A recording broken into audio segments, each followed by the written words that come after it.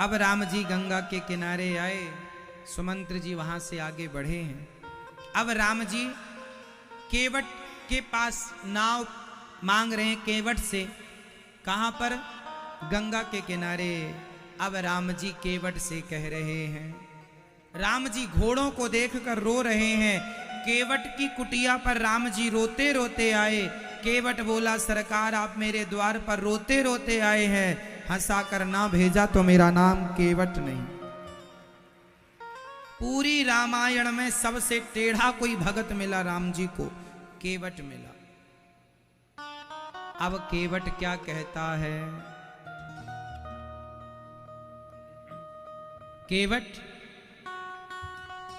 केवट ने जब राम जी ने कहा,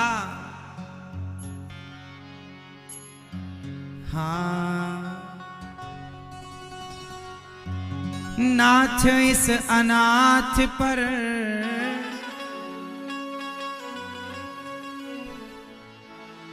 नाथ इस अनाथ पर दया कीजिए।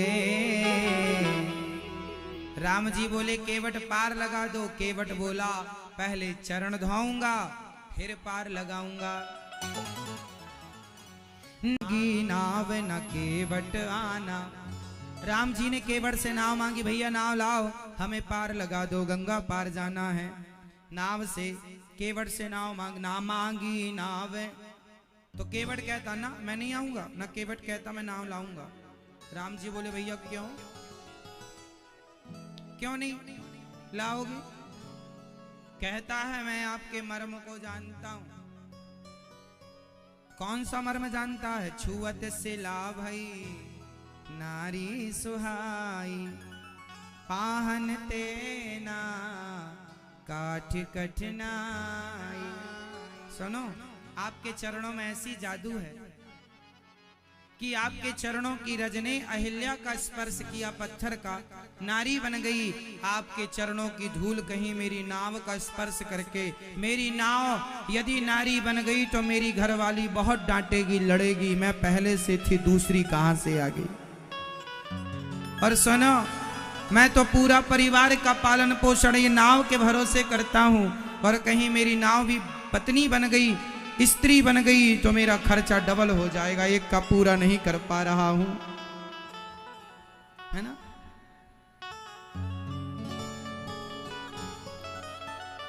पहले के राजा महाराजा ज्यादा शादियां क्यों करते थे? ये बताने के लिए, देखो हम बड़े राजा हैं, हम इतनी सारी पत्नियों का खर्चा उठा लेते हैं, तुम जितना का उठा सको तो उतनी कर लो। क्यों? आप कितनी, आजकल आदमी एक करके परेशान हो जाता है, एक का नहीं उठा पाते। एक का मेंटेनेंस गड़बड़ा, एक में मेंटेनेंस गड़बड़ा जाता है। क्यों मैया? तेरे में दम है तो 2-4 का उठा के दिखा।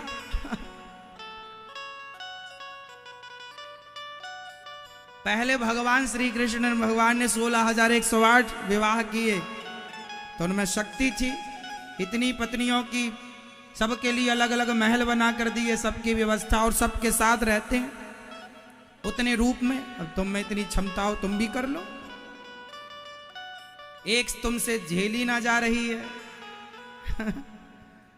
एक में परेशान है आदमी। इसलिए केवट कहता है, एक तो हमसे झेली नहीं जा रही है, उसी के खर्चे पूरे करने में हमारे बाल पक गए, और ये नाव हमारी और पत्नी बन जाएगी तो उसको कहां रखेंगे? कुटिया एक ही है। अब बताओ क्या करें हम? राम जी बोले, भैया ऐसा कुछ नहीं होगा, हमें पार लगाओ, हम भी सामान्य हैं। केवट बोला, ना सरकार, आपके चरण में जादू है। तो राम जी बोले, बताओ फिर, तुम बताओ हम क्या करें? बोले, एक उपाय है। क्या उपाय है? बोले, आप अपने चरणों को हमें दीजिए थोड़ी देर के लिए, हम इन्हें धुल धुल कर पांव में लगी सारी धूल उतार देंगे, फिर अपनी नाव में बिठाएंगे, फिर हमारी नाव को कोई खतरा नहीं होगा, क्योंकि आपके चरणों में लगी धूल से ही हमारी नाव को खतरा है। क्योंकि इसी चरणों की धूल से वो पत्थर की नारी अहिल्या हो गई, नारी बन गई, पत्थर नारी बन गया। जब पत्थर नारी बन सकता है तो हमारी नाव तो पत्थर से कोमल है। भाई लकड़ी तो कोमल होती है ना पत्थर से, इसलिए हम आपको नाव में नहीं चढ़ा सकते बिना पांव धोए। राम जी बोले भैया जल्दी है थोड़ा, इसलिए हमें इमरजेंसी में पार लगाओ। केवट बोला जल्दी है तो आगे से घुटनों कमर तक पानी है, वहां से पैदल निकल जाओ। राम जी बोले हम तो निकल जाएंगे, सीता कमर तक पानी को पुरुष पार कर सकता है, स्त्री कैसे पार करेगी? साथ में देवर है, इसलिए मर्यादा है। अब कैसे पार करें?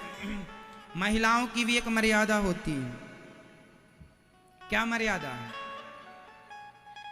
स्त्री को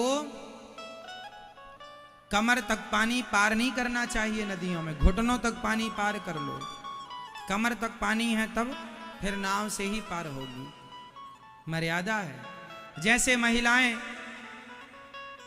जैसे पुरुष जमीन पर लेटकर भगवान को प्रणाम करता है, गुरु जी को प्रणाम करता है, जैसे साष्टांग दंडवत कहते हैं, पुरुष लेटकर प्रणाम करता है। पुरुष को लेटकर प्रणाम करना धर्म है, पर स्त्री लेटकर प्रणाम करेगी तो वह अधर्म हो जाएगा। स्त्री को लेटकर प्रणाम नहीं करना चाहिए। कहा जाता है स्त्री अपने घुटनों को जमीन में रखकर माथे को जमीन में रख दे, ऐसे प्रणाम करना चाहिए।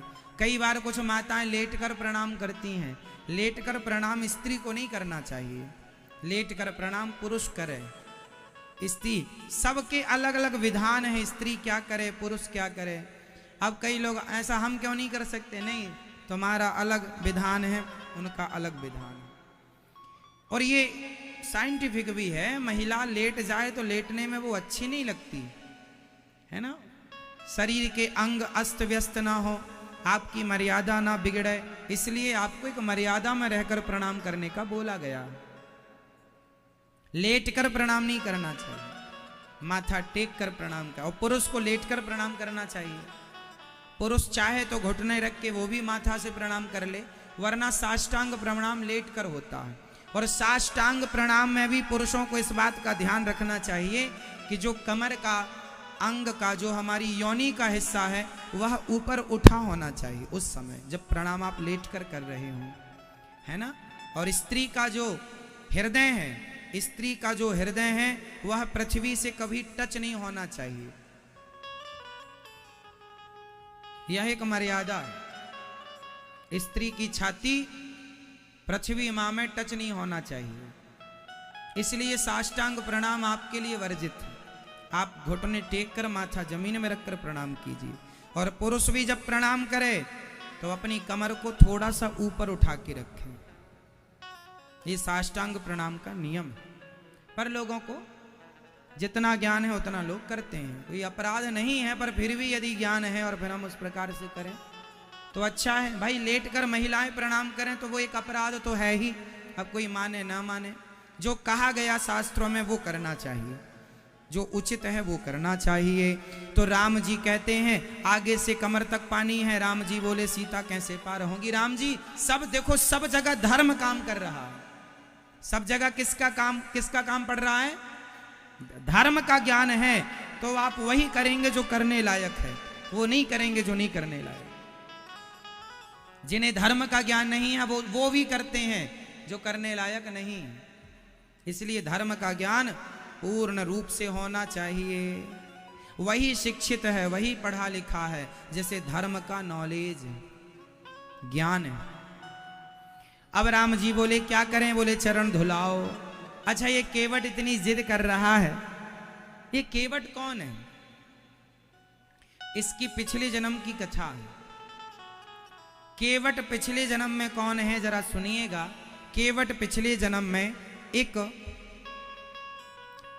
क्षीर सागर में जहां भगवान नारायण लक्ष्मी के साथ विराजते हैं, वहां पर एक कछुए के रूप में केवट पिछले जन्म का एक कछुआ था। ये बार बार समुद्र में कछुआ आए और भगवान के चरणों को छुए तो शेषनाग भगवान जो फुसकारें तो भाग जाए, फिर आए चुपके से, शेषनाग भगवान ने फिर फुसकारा। अब की बार इतनी जोर से फुसकारा कछुआ मरने लगा जहर से। कछुआ जब मरने लगा तो राम जी से भगवान नारायण से कहा, हे प्रभु क्या मुझे अपना दर्शन नहीं दोगे? मैं आपके चरणों को ही तो छू रहा हूं, चरणामृत लेना चाहता हूं। भगवान ने कहा, अगले जन्म में हम राम बनकर आएंगे, तुम केवट बनकर आना और खूब पांव धो धो के हमारा चरणामृत लेना। इस जन्म की अभिलाषा अगले जन्म में पूरी करना। वही केवट बनकर आए और राम जी से कहते हैं, आपके चरण धोए बिना मैं आपको पार जाने नहीं दूंगा, अब पांव धुलाओ। राम जी बोले, अच्छा ठीक है भैया, तेरी मर्जी है, तेरी इच्छा है, चल धुल ले। ठीक है। केवट राम रजाय सुपावा, पानी कठवता भर ले आवा। केवट ने जब राम जी की इच्छा मानी जानी देखी तो केवट कठौता में पानी लाया। कितना चतुर है, कठौती में पानी नहीं लाता। केवट कहता है कठौता मीन्स पुल्लिंग, कठौती मीन्स स्त्रीलिंग। कठौती लाऊंगा और कहीं राम जी के पांव से यदि वो महिला बन गई तो कठौती से लड़की बनेगी, कठौता ले गए कि लड़का बन जाएगा तो नाव चलाने के काम आएगा। यदि बनेगा भी तो लाभ है, लड़की बनेगी तो विवाह करने का झंझट, कहां पैसा लाएं। तो कठौता लेके गया, कठौती नहीं लाया, जबकि दोनों होती हैं कठौता कठौती। बड़े को कठौता, ये कठौता क्या होता है आप जानते हैं?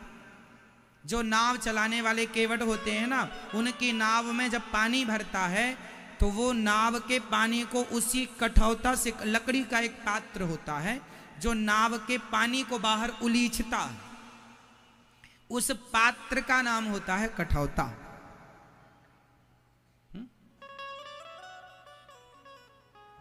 वो कठौता। तो कठौते से केवट ने कहा, चल कठौता आज तेरा कल्याण करेंगे। कठौता बोला, कैसे? बोले, तूने कई बार हमारी नाव को डूबने से बचाया है, तूने हमें डूबने से बचाया, आज हम तुझे डूबने से बचाएंगे। आज तुझ में राम के चरण पड़ जाएंगे तो तुम्हारी कठौता जाति अमर हो जाएगी। देख लो, भले तुम भूल जाओ कठौता को, पर जब राम कथा सुनोगे तो राम कथा में कठौता आएगा ही आएगा, तुम्हारी जाति अमर होगी। समझ रहे हैं? कठौता, कठौता में पानी भरकर लाए और राम जी के चरणों को अब धीरे धीरे केवट ने देखा, राम जी के चरणों को रखा, पानी डाला, आवाज लगाई, अरे भाग्यवान सुनती हो? राम जी बोले, किसे आवाज लगा रहे हो?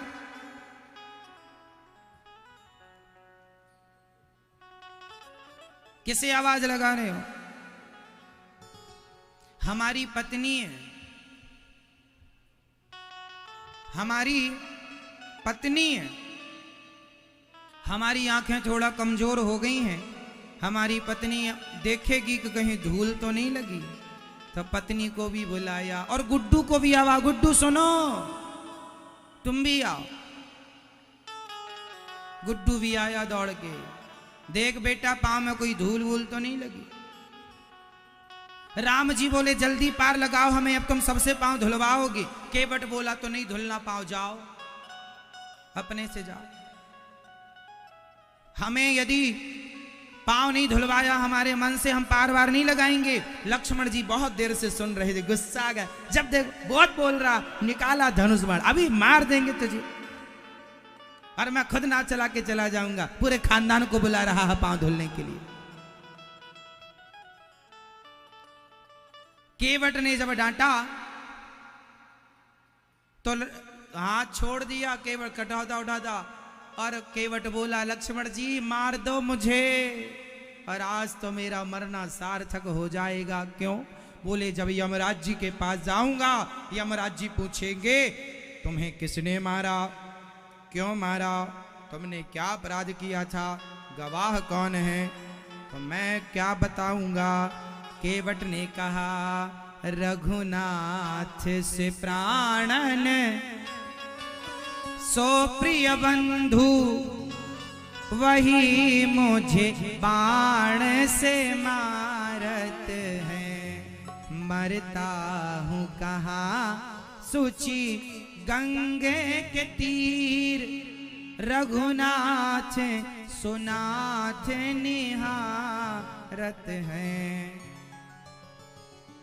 अपराध यही से दास का है।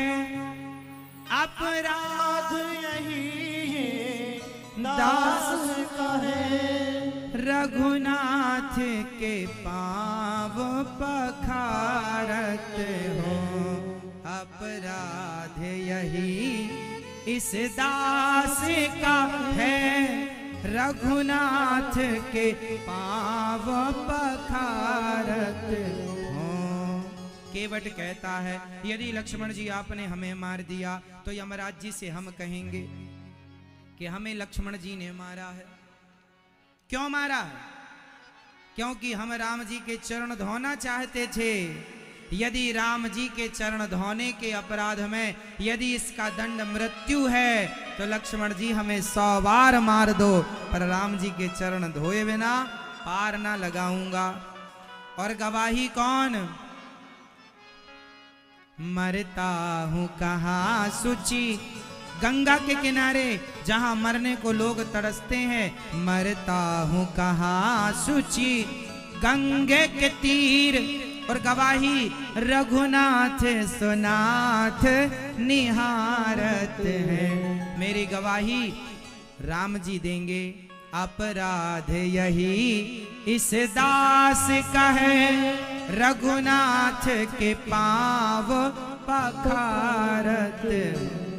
केवल चरण धोने का अपराध लक्ष्मण जी ने बाण बाण छोड़ दिया। सुनी केवट के बैन प्रेम लपेटे अटपटे विहसे करुणा ऐन चितई जानकी लखन तन। आज राम जी ने केवट की बातें सुनकर हंसने लगे और जानकी जी की तरफ देखने लगे। जानकी जी देख रही हो ना? क्या स्वामी जी? जानकी जी मतलब सीता माँ भगवान के एक चरण दबाती हैं। भगवान के एक पांव में माता सीता का अधिकार है और एक पांव में लक्ष्मण जी का अधिकार है। आज देखो ये केवट है जो दोनों चरण चाहता है। इसलिए अब राम जी ने कहा भैया केवट पांव धो लो। अब पांव घिस घिस के धुल रहा है। गुड्डू तुम भी देखो और भाग्यवान तुम भी अच्छे से देखो कोई धूल ना रह जाए। जब चरण धोया तो चरण धोते धोते हिलाने लगा राम जी को। राम जी बोले गिराएगा क्या? अच्छे से धुल, मैं गिर जाऊंगा। केवट बोला सरकार गिर जाओगे तो आप अपना हाथ मेरे माथे पे रख लो। केवट जबरदस्ती भगवान का हाथ अपने शीश पर चाहता है। राम जी रो पड़े। वाह केवट, अभी तक मैंने सुना था कि भक्तों को गिरने से मैं बचाता हूं, पर आज देख रहा हूं कि केवल भगवान ही नहीं कभी कभी भक्त भी भगवान को गिरने से बचाते हैं। केवट ने आज राम को गिरने से बचाया। कहा नाथ हाथ रख लो।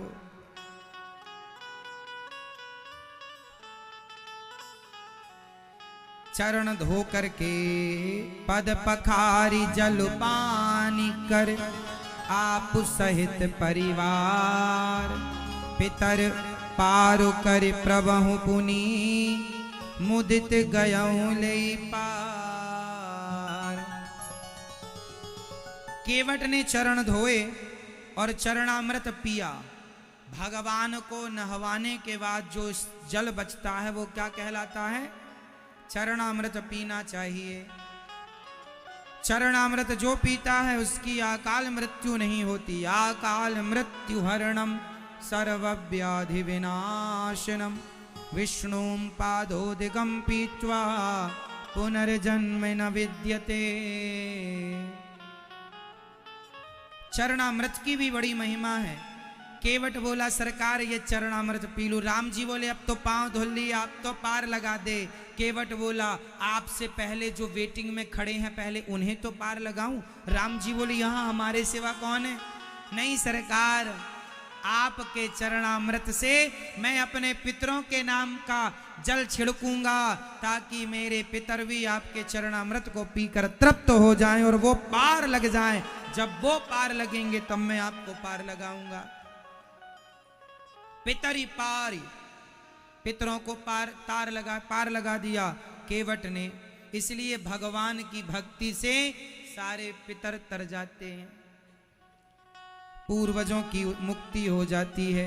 अब केवट ने नाव में राम जी को बिठाया और नाव जब चली तो केवट बोला मेरी भव सागर से पार हो जाते हैं। वह राम आज केवट से कहते हैं तुम मुझे पार लगा दो। ये भगवान की भगवत्ता नहीं तो क्या है, ये कृपा नहीं भक्तों पर तो क्या है। केवट नाव बीच में ले गया और नाव डगमग डगमग डगमग डुलाने लगा। राम जी बोले भैया केवट जरा आहिस्ता चलो, धीरे, हमें तैरना नहीं आता। केवट बोले तो एक काम करो, आप मेरा हाथ पकड़ लो। बहुत ध्यान से सुनना मेरी माँ, मैया, ओ मैया, बैठ जाओ मेरी माँ, सुनो ध्यान से। केवट कहते हैं मैया, ओ मेरी माँ, हल्ला ना करो मेरी माँ, पंचायत कर रही हो। सुनो, केवट कहते हैं राम जी से प्रभु नाव डगमग डगमग डोल रही है और यदि आपको डर लग रहा है तो आप मेरा हाथ पकड़ लो। अब बताओ केवट तुमने क्यों नहीं पकड़ा राम जी का हाथ? केवट बोला सरकार, अच्छा आप बताओ, आप भगवान का हाथ पकड़ें वो अच्छा है या भगवान आपका हाथ पकड़े वो अच्छा है? बोलो, कौन किसका पकड़े तो अच्छा है? हाँ? केवट बोला प्रभु यदि मैंने आपका हाथ पकड़ा तो मैं अभिमान बस कभी आपका हाथ छोड़ सकता हूं, पर जिसका हाथ प्रभु आपने पकड़ लिया फिर आप कभी छोड़ते नहीं हैं, इसलिए मैं आपको नहीं पकड़ूंगा, आप मुझे पकड़ लीजिए। मेरी क्या औकात कि मैं आपको पकड़ सकूं, आप मुझे पकड़ लीजिए।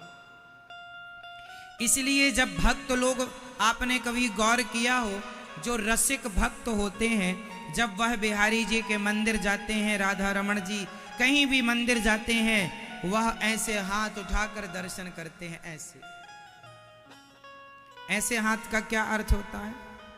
ऐसे हाथ का अर्थ यह होता है, आपने देखा होगा कई भक्त ऐसे हाथ उठा के खड़े रहते हैं, ऐसे ऐसे रोते हैं, तड़पते हैं या भगवान को पुकारते हैं। ऐसे क्या, इसका क्या आशय है? ऐसे हाथ क्यों करते हैं?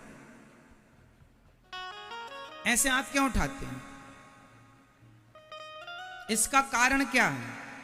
भक्त लोग ऐसे हाथ उठा के क्यों दर्शन करते हैं?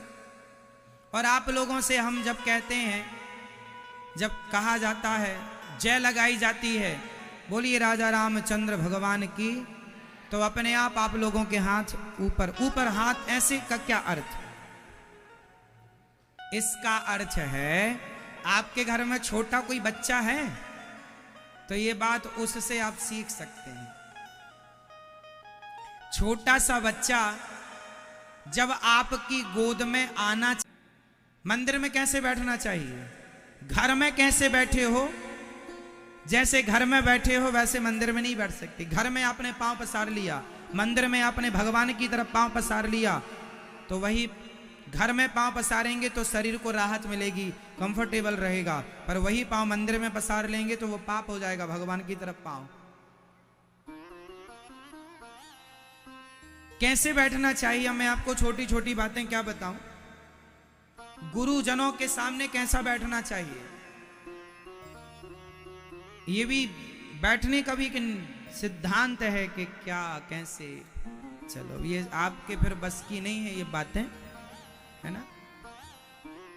इसलिए अब आपको बस इतना समझा रहे हैं कि धर्म का पालन करना, मर जाना परंतु धर्म जाने मत देना। था भरा सोना खचा खच लंक की दीवार में, एक रत्ती नहीं मिला रावण को मरती वार में। जाने न देना धर्म, करना लोभ मत धन धाम का, और धर्म ही जाता रहा तो धन रहा किस काम का। अच्छा एक बात बताओ, एक तरफ आपका धन है और दूसरी तरफ आपका धर्म है, और दो में से एक को जाना पड़ेगा, तो आप किसे छोड़ेंगे, धन को या धर्म को? आप किसे बचाएंगे? धन को बचाना। अब धर्म बचे या धन बचे, दो में से एक ही बचेगा। क्या बचाओगे? जोर से क्या बचाओगे? जोर से मैया बताओ, क्या बचाओगी? क्या? धर्म। तो क्या आप लोग बचाते हैं? आजकल तो पैसे के लिए आदमी बेईमानी कर रहा है, और आप यहां तो अच्छी बातें करते हैं साहब। यही बातें कभी अकेले में अपने से किया करो कि धर्म बचाना है, धन नहीं। धन तो आ जाएगा कल फिर से। ये बातें जरा अपने से किया करो अकेले में।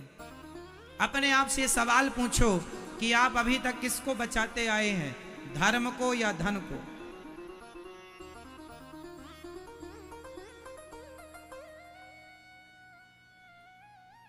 थोड़ा धर्म का पालन करना सीखो।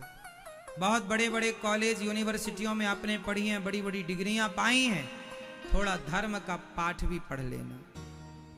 आज हमारे देश की यही तो विडंबना है, बच्चों को धर्म की शिक्षा नहीं दी जाती। बच्चों को क्या शिक्षा नहीं दी जाती? जोर से, धर्म का पाठ नहीं पढ़ाया जाता, इसलिए बच्चे धर्म को जानते ही नहीं। आप लोग ही कितना धर्म जानते हैं? कितना ज्ञान है आपको धर्म का? धर्म का ज्ञान ये नहीं है कि मैं हिंदू हूं, मेरे राम है, मेरे कृष्ण, केवल यही धर्म नहीं है। अरे जीवन के व्यवहार में भी धर्म होना चाहिए। धर्म का बोध मतलब ये नहीं कि तुम अपने आप को हिंदू कहो, मैं हिंदू हूं, मेरा धर्म ये है। ये ज्ञान हो जाना, ये तो बच्चे को रटा दो, ज्ञान हो जाएगा। धर्म का मतलब होता है आपसी वार्ता में भी हम धर्म का पालन करें। ऐसी बातें ना करें जो धर्म के खिलाफ हो। होते फरियादी हैं, दो हाथ मेरे भी हैं, इनमें क्या खराबी। आपने सबके हाथ पकड़े, मेरे हाथ क्यों नहीं? इसलिए हाथ उठाकर कहो, हम हाथ उठाकर कहते हैं हम हो गए राधा रानी के। हम हाथ उठाकर कहते हैं हम हो गए श्यामा प्यारी के। तो केवट ने अब राम जी को पार लगाया। तो आपको भगवान को आप मत पकड़ना, भगवान से कहना आप हमें पकड़ लीजिए। और सुनिए, राम जी ने केवट से कहा। अब केवट बाहर खड़ा हो गया, पार लगाकर। उतरी ठाणी भय सुर सरिता सिय राम गुह, लखन समेता केवट उतरी दंडवत कीन्हा। अब केवट दंडवत किया। अब राम जी केवट को कुछ देना चाहते हैं, उतराई। अब क्या देंगे? राम जी के पास कुछ था नहीं, सारे जेवर सारे सब चीजें मंथरा ने उतरवा लिया था। केवट क्या दें? माता सीता समझ गई राम जी क्या चाह रहे हैं। माता सीता के हाथ में एक अंगूठी रह गई थी, उस अंगूठी में राम लिखा हुआ था, है ना। वह अंगूठी माता सीता ने राम जी को दी और राम जी ने केवट को दी। उतराई तो केवट बोला, सरकार नाई से ना नाई ले तो धोवी से ना धोवी ले, तो उतराई दे के नाथ जात ना बिगाड़ियो। धोवी से कपड़ों की धुलाई के पैसे नहीं लेता, नाई से सेविंग के पैसे नहीं लेता, आप भी केवट हम भी केवट, हम आपसे पैसे कैसे लें? केवट राम जी बोले हम केवट कहां से केवट हैं भैया, हम थोड़ी केवट हैं। केवट बोला ना प्रभु, आप भी केवट हो हम भी केवट हैं, फर्क कितना है, हम गंगा से पार लगाते हैं, आप भव सागर से पार लगाते हैं। हम छोटे केवट हैं, आप बड़े केवट। हमारा काम भी पार लगाने का है और आपका काम भी,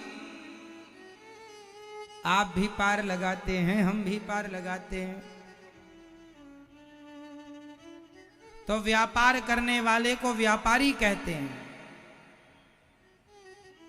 चाहे वो कोई भी हो। ऐसे पार लगाने वाले को केवट कहते हैं। आप भी केवट हम भी केवट, आप हमारे घाट आए हमने आपको पार लगाया। हे नाथ जब मर कर मैं आपके घाट आऊं तो आप मुझे भवसागर से आप पार लगा देना। केवट ने राम जी के चरणों में बार बार दंडवत की, उतराई नहीं ली, स्वार्थ नहीं था, दर्शन था भाव। मैया क्या निकाल रही हो बटुए से मेरी माँ? पैसे गिनने लगी बीच कथा में? बंद कर दो उसे, कथा सुनो।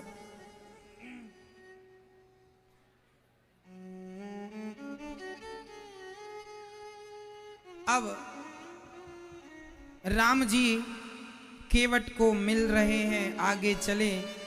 राम जी भरद्वाज ऋषि जी के पास गए। अब वहां से आगे चले, भरद्वाज जी के पास गए हैं और राम जी ने भरद्वाज जी से मिलकर उनको प्रणाम किया, उनके चरणों में मत्था टेका, प्रणाम किया, दंडवत किया। अब राम जी कुछ समय वहां रहे, गुरु जी से आशीर्वाद लिया, संतों का दर्शन किया। राम जी गुरु जी से कह रहे हैं, गुरु जी हम किस रास्ते जाएं? गुरु जी बोले यहीं से जाओ। अब आगे चले तो तेहि अवसर एक तापस आवा, तेज पुंज लघु वयस सुहावा। कहते हैं उस समय भगवान का दर्शन करने स्वयं हनुमान जी, एक तपस्वी आए। अब वो तपस्वी कौन था? कुछ लोग कहते हैं वह तपस्वी हनुमान जी हैं, कुछ लोग कहते हैं स्वयं गोस्वामी तुलसीदास जी। अब आप कहेंगे वो तो त्रेता की घटना है, तुलसीदास जी तो कलयुग में है। महापुरुष सारे समय रहते हैं मेरी माँ, महापुरुष आते हैं धरती पर अवतार लेकर, वो ऑलरेडी बैकुंठ में पहले से हैं। तो रूप बना के दर्शन करने चले गए, तो भगवान का दर्शन करने आए। अब आगे चले। अब राम जी एक गांव से गुजर रहे हैं, राम जी को प्यास लगी, माता सीता को प्यास लगी। थके नारी नर प्रेम प्यासे, मनहु मृगी मृग देख दिया से। आज सीता माँ को प्यास लगी, चलते चलते ना थोड़ा थक गई ना माँ, प्यास लगी है। राम जी से कहती हैं माँ प्यास लगी है। तो पास में गांव की कुछ महिलाएं कुएं में पानी भर रही थी। अब गांव की महिलाओं ने टुकुर टुकुर देखा, अरे राम राम ये कौन है, जंगल से आ रहे हैं। राम जी गए और वहां पर कुएं के पास राम जी जाकर बैठ गए। महिलाएं पानी पिला रही हैं सीता माँ को, कुएं का पानी भर भर करके राम जी को, लक्ष्मण जी को। लक्ष्मण जी पानी लेकर के राम जी के चरणों में डाल रहे हैं कि थोड़ा तप गए हैं पांव, थोड़ा ठंडक मिले। और राम जी के चरणों के कांटे निकालने लग गए लक्ष्मण जी। और महिलाएं माता सीता को लेकर के थोड़ा दूर महिलाओं में जाकर बैठ गईं। राम जी पुरुषों के बीच में बैठ गए। अब महिलाएं पूछ रही हैं, देवी तुम कौन हो, इतनी सुंदर हो, इतने बड़े जंगल में क्या कर रही हो? माता सीता ने पूरी राम कहानी बताई। हम सीता हैं। अच्छा ये कौन है जो सांवले से हैं, बड़े सुंदर हैं? सीता माँ कहती हैं उनके बगल में जो गोरे हैं ना, वो हमारे देवर हैं, और वो जो है ना वो हमारे देवर के बड़े भैया हैं। जैसे आपसे कोई पूछता नहीं आपके कौन हैं, तो आप कहते हमारे हस्बैंड हैं। माता सीता ऐसे परिचय नहीं दे रही है। हस्बैंड का मतलब क्या होता है? जिसके हंसने में बैन लग चुका है वो हस्बैंड है। अब हंस बैंड ना बजाऊं तो कहना हस्बैंड। जिसके हंसने में बैन लगा हुआ है, हंस नहीं सकता तू। यदि आपका पति कभी बाहर देख के किसी को हंस दे, किसको देख के हंस रहे हो? कौन है? मोबाइल चेक कराओ। तो हंस भी नहीं सकता बेचारा। कुछ पत्नियां बड़ी सक्की दिमाग की होती हैं, शक करती रहती हैं। आज लेट आए हो, कहां थे? केवल पति सक्के नहीं होते, महिलाएं भी होती हैं। क्यों मैया सही? तो हस्बैंड है ये हमारे, ये हमारी वाइफ, ये हमारे हस्बैंड। ऐसा परिचय नहीं था हमारे देश का। पहले की स्त्रियां अपने पति को डायरेक्ट उनका नाम नहीं लेती थी। पहले की पत्नी अपने कोई पूछे ये तुम्हारे कौन है, तो पत्नी ऐसे बताती ये हमारे ऊ हैं, ये हमारे ऊ। अब ऊ से समझो। क्यों मैया, आप कैसे परिचय देती हैं? आजकल तो पतियों को पति देव कहने में शर्म आती है महिलाओं को। पति देव कहें, ये देव है? पति देवता प्राणनाथ। पहले पत्नी अपने पति को क्या कहा करती थी? प्राणनाथ, प्राणनाथ। आजकल तो बस हस्बैंड है। माता सीता कह रही हैं वो जो गोरे हैं ना, वो हमारे देवर हैं और वो उनके भाई हैं। अब आप समझो कि वो हमारे कौन है। समझ गए समझने वाले? ये पति। कहानी कि ये हमारे पति। बोलने का ढंग, एक मर्यादा में माता सीता ने परिचय दिया। गांव की महिलाएं बहुत स्वागत सम्मान कर रही हैं। राम जी जब आगे चले वहां से, तो उभय बीच सिय सोहति कैसे, ब्रह्मा जीव बिच माया जैसे। राम जी आगे जा रहे हैं, सीता मैया बीच में और पीछे लक्ष्मण जी।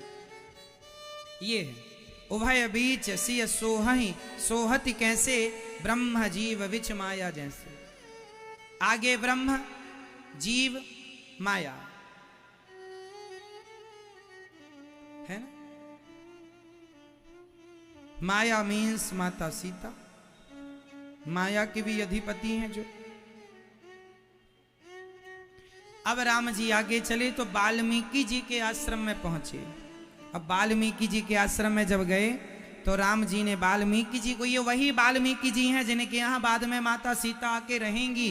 देखो राम जी, लोग कहते हैं कि राम जी ने माता सीता को घर से निकाल दिया। अरे निकाला नहीं था। वाल्मीकि जी के यहाँ माता सीता पहले जा चुकी हैं, जानती हैं। उन्हीं वाल्मीकि जी के यहाँ बाद में आएंगी। साधु संतों के बीच में यदि कोई स्त्री बच्चों को जन्म दे तो उनके बच्चे संतों की संगति से संस्कारी बनते हैं। राम जी को चाहिए था कि मेरे बच्चे संस्कारी बने, इसलिए वाल्मीकि जी के आश्रम में माता सीता को भेज दिया था। बाकी तो सब बहाने थे कि उन्होंने ऐसा कह दिया। फिर तो बहुत सारी बातें हैं, वो हम बताएंगे आखिरी में आपको। वाल्मीकि जी के चरणों में राम जी बार बार प्रणाम कर रहे हैं। वाल्मीकि जी राम की गुणगान स्तुति कर रहे हैं। प्रभु आप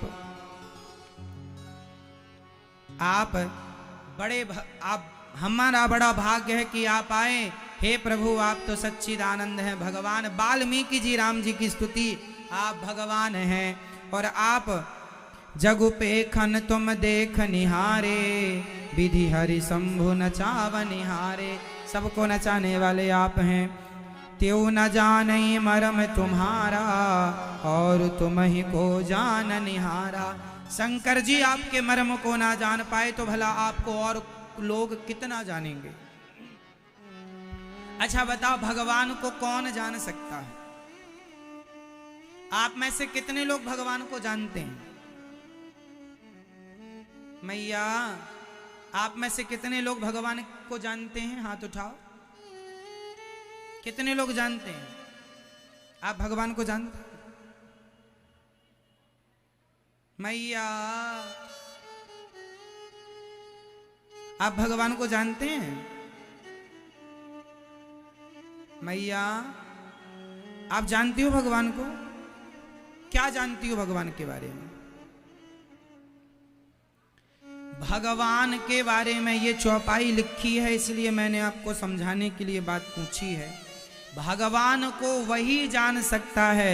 ये चौपाई लिखी, सोई जानई जेहि देहु जनाई, जानत तुम्हाही होई जाई। तुम्हारी कृपा तुम्हाही रघुनंदन, जानहि भगत भगत और चंदन। चिदानंद माया देह तुम्हारी, विगत विकार जान अधिकारी। सोई जानई जेहि देहु जनाई। जिन्हें भगवान जनाते हैं, जिन्हें भगवान जनाना चाहते हैं, वही लोग भगवान को कुछ जान पाते हैं। वरना हमारी क्या ताकत कि हम भगवान को कुछ जान लें। जब वो जनाएंगे तो हम जानेंगे, वरना हमारे पढ़ने लिखने से हम भगवान को जान जाए नहीं। कृपा होगी तो हम जानेंगे, वरना पढ़े लिखे भी आपको मूर्ख मिल जाएंगे, जो पढ़े लिखे हैं पर भगवान को मानते नहीं, जानते नहीं, क्योंकि भगवान ने उन्हें जनाया ही नहीं। आप लोगों को भगवान ने कुछ जनाया, इसलिए आप भागे भागे वृंदावन आ गए। ये कृपा नहीं तो क्या है? आपको जनाना चाहा इसलिए ना वृंदावन आ गए। यहाँ बैठ के राम कथा सुन रहे हैं। ठाकुर जी आपको जनाना कि आप जान लो हमें, हमारे बारे में। जिनको जनाया वो आ गए, जो नहीं आए वो टीवी पर सुन रहे हैं या मोबाइल पर सुन रहे हैं। आपको भगवान ने जनाना चाहा, इसलिए आप जुड़े हैं, कहीं ना कहीं से जुड़े हैं। भगवान से जो जुड़ा है, समझ लो भगवान ने उन्हें कुछ जनाना चाहा, कुछ भगवान उन्हें जना रहे। भगवान उन्हें कुछ जना रहे हैं, वही जानेगा जैसे वो जनाएंगे। नहीं जनाएंगे तो आप लोग टीवी पर सुना करिए कथा। आप में से कितने लोग टीवी पे कथा सुनते हैं? आप सब सुनते हैं? अच्छा है कि आप इतना स्नेह, इतना प्यार करते हैं। यूट्यूब पर कितने लोग सुनते हैं कथा?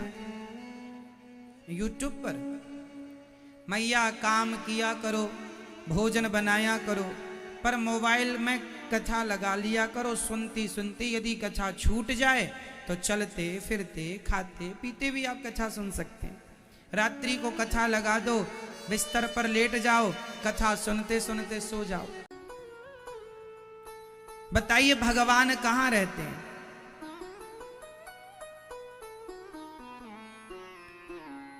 कहाँ रहते हैं भगवान?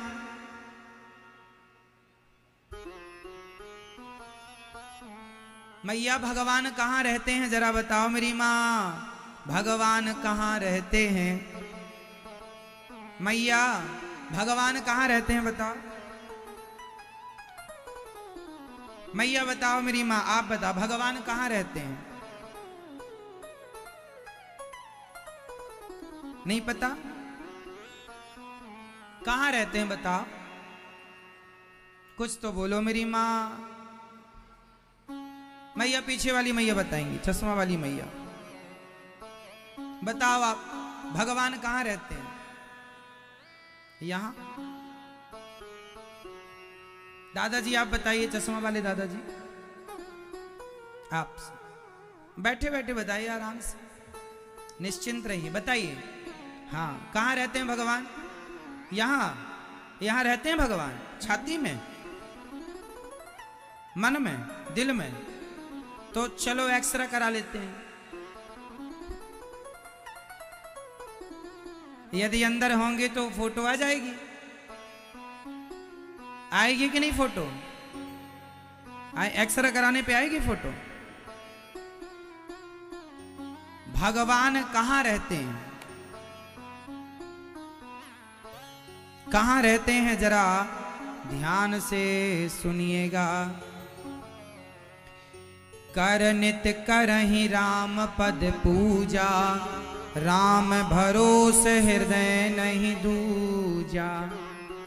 जिनके हृदय में भगवान के लिए पूर्ण विश्वास है, उन्हीं के हृदय में भगवान का वास है। जिनके अंदर विश्वास है, उन्हीं के हृदय में प्रभु का वास है।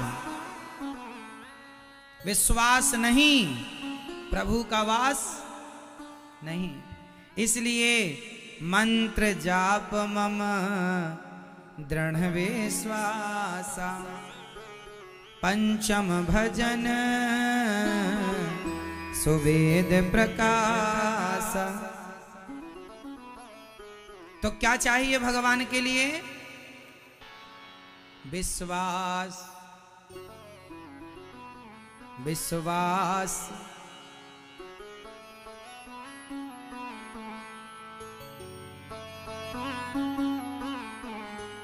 विश्वास नानी और द्रौपदी का रंग लाया, बहना का भाई बन खुद सांवराया। विश्वास नानी और, नानी मतलब नरसिंह जी की बेटी, नानी बाई। विश्वास नानी और द्रौपदी का रंग लाया। द्रौपदी ने विश्वास से बुलाया, आओ। आए कि नहीं? विश्वास नानी और द्रौपदी का रंग लाया, बहना का भाई बन खुद सांवराया। इज्जत जमाने में शर्मसार नहीं होगी, इज्जत जमाने में शर्मसार नहीं होगी। पूरा है भरोसा मेरी हार नहीं होगी। सांवरा जब तू मेरे साथ है, सांवरे डरने की क्या बात है। इसलिए जो भगवान पर विश्वास रखते हैं ना, वो भगवान के भक्त, उनके हृदय में भगवान रहते हैं। सबके दिल में भगवान नहीं है साहब। जैसे हर पत्थर हीरा नहीं होता, ऐसे हर दिल में गोविंद नहीं होता। जिनके हृदय में विश्वास है, सच्ची निष्ठा भक्ति है, उनके हृदय में गोविंद है। सब थोड़ी हनुमान हो जाएंगे छाती फाड़ कर दिखाने वाले। चिल्लाते रहो तुम झूठा, हमारे अंदर है तो दिखाओ। इसलिए जिनके हृदय में सत्य है, जिनके हृदय में सत्य बराबर तप नहीं, झूठ बराबर पाप। सुनिएगा, बोलो सत्य बराबर तप नहीं, झूठ बराबर पाप। और जाके हृदय साच है, प्रभुता के हृदय आप। जिसके हृदय में सत्य है, उसके हृदय में ईश्वर है। और झूठे आदमी के पास भगवान, झूठे आदमी के पास आप ही नहीं जाते तो भगवान जाके क्या करेंगे? बेईमान के पास आप ही नहीं जाते। आप बताओ, आप अच्छे लोगों के पास जाते हैं, बुरे लोगों के पास? मैया, ओ मेरी माँ, आप झूठे लोगों के पास जाती हो कि सच्चे? मैया बताओ आप। आप किसके पास जाती हो? अब पड़ोसन के पास बैठती हो। पड़ोसन तो झूठी है, एक नंबर की।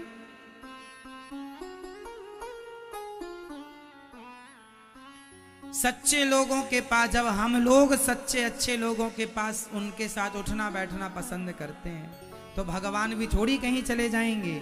जाके हृदय साच है प्रभुता के हृदय आप, सच्चा प्रेम है, भक्ति है, वहां भगवान राम चरण राम तीरथ चली जाही। बसहु राम बसहु तिनके मन माही। जिनका मन तीर्थों में भगवान के चिंतन में लगता है, उनके हृदय में भगवान बसते हैं। जो परिवार के साथ सभी लोग आपसे प्रेम करने वाले होते हैं, उस परिवार में, उन घर के उन सदस्यों के अंदर आपका वास होता है। मंत्र राज नित जपहि तुम्हारा, पूजहि तुम ही सहित परिवारा। जो तर्पण होम करहि विधि नाना, विप्र जिवाय देहि बहुदाना। जिनके घर में ब्राह्मणों का भोजन होता है, जिनके यहाँ ब्राह्मण आते हैं, भोजन करते हैं, दान दक्षिणा आप देते हैं, उनके यहाँ भगवान का वास होता, उनके हृदय में बसते हैं। इसलिए ब्राह्मणों की सेवा करते रहा करो। पंडित जी को बुलाकर भोजन करके जो आपसे बने दान दक्षिणा करते रहा करो। कन्याओं का भोजन करते रहा करो। दीन दुखियों को भोजन कराते रहा करो। दीन दुखियों की बड़ी दुआएं मिलती हैं। दीन दुखी कोई भी हो, जात पात से लेना देना नहीं है, कोई भी हो, जरूरतमंद है, दीन दुखी है, भोजन कराओ, ब्राह्मण भोजन कराओ, कन्या भोज। हर महीने 15 दिन में कुछ अपने घर सत्यनारायण भगवान की कथा रख लिया करो, इसी बहाने सबका भोजन प्रसादी हो जाएगा। आप लोग शराब में 5-5 हजार रुपए बिगाड़ देते हैं। शराब पीने में ज्यादा खर्चा है कि सत्यनारायण भगवान की कथा में ज्यादा खर्चा है, ये बताओ मैया, भैया बताओ, सत्यनारायण भगवान की कथा घर में कराने में ज्यादा खर्चा होता है या शराब पीने में? जोर से हा?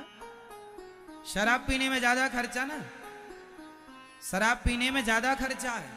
आदमी पीने पे बैठे तो 1000 रुपए की पी जाता है, सही है। और शराब पीने से घर में कलह और होती है, सब धन भी खराब, मन भी खराब, तन भी खराब। और सत्यनारायण भगवान की कथा में 1000 रुपए भी नहीं लगता। क्यों जी?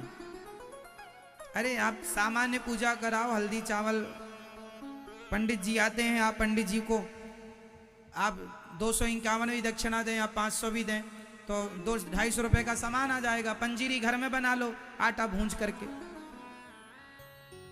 कोई लाखों का खर्चा थोड़ी लगता है। सबसे सस्ती, सबसे जल्दी पूजा होने वाली सत्यनारायण भगवान की पूजा है। इसी बहाने एक ब्राह्मण आपके घर भोजन कर लेता है, आकर आपके घर ब्राह्मणों के चरण पड़ जाते हैं। इसी बहाने भगवान का नाम हो जाता है, घर में एक पॉजिटिविटी फैलती है, एक अच्छा वातावरण बनता है। इसलिए अच्छे काम करो, बुरे काम नहीं। कन्याओं को बुलाओ भोजन पे। कन्याएं कितना खाती है? एक पूड़ी खाती है छोटी सी बच्ची। 2-4 ब्राह्मण आपके मोहल्ले गली में ही, उनको बुलावा, पंडित जी आज भोजन हमारे यहाँ। अरे भाई, खिलाने पिलाने में अच्छा होता है, खिलाओ पिलाओ। इसलिए कहता हूँ, गौरी गोपाल आश्रम में हजारों ब्राह्मण नित्य प्रसाद पाते हैं, हजारों ब्राह्मण। आप भी इन ब्राह्मणों की सेवा, विप्र जेवाय देहि बहु दाना, बहुत प्रकार से दान पुण्य करते रहना चाहिए। जो दान पुण्य करते हैं उनके यहाँ भगवान, उनके हृदय में भगवान बसते हैं। दानम दुर्गति नाशनम, दान करने वाले की कभी दुर्गति नहीं होती। आज हमारे